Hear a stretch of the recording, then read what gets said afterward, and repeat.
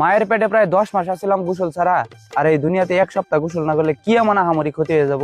শীতকালে প্রতিদিন গোসল, এটা হলো ইংরেজদের প্রচলন করে যাওয়া একটা নোংরা সংস্কৃতি। এই শীতকালেও কারা প্রতিদিন গোসল করে জানোস? যাদের শরীরে ময়লা থাকে। তোর শরীরে কি ময়লা আছে দেখি? এই যাও, আমার শরীরে ময়লা থাকবো অসম্ভব। তাহলে তুই 1 বছর গোসল ছাড়া থাক, অসুবিধা নাই তো।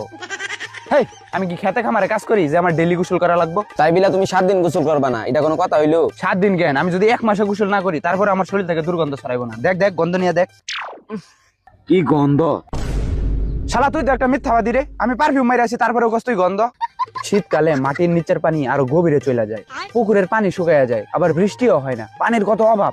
আবার এই সিজনে মনে করছে ধান চাষ করার জন্য ক্ষেতের মধ্যে পানি দেয়া লাগে।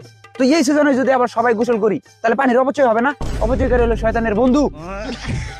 না না না, সিরিয়াস কথা রে বাবা। শীতকালে তো পানি অতিরিক্ত ঠান্ডা থাকে না?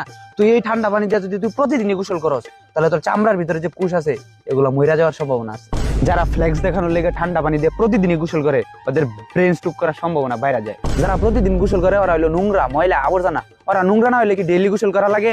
স্বয়ং কাফকা, ফ্রেডরিক নিটশে এরাও যদি কবর থেকে উঠে আসে গোসলের পক্ষে নেই, আমি একাই গোসলের বিপক্ষে যাব। প্রমাণ করুক দেখি কার কত বড় হেডাম। আই হেট গোসল ইন এভরি ইউনিভার্স। ভাই তুমি শীতকালে গোসলের বিরোধিতা করো, গরমকালে গোসল 5 বার করো, কারণটা কি? হেই বেটা, গরমকালে তো গোসলের জন্য গোসল করি না, গরম থেকে বাঁচার জন্য গোসল করি।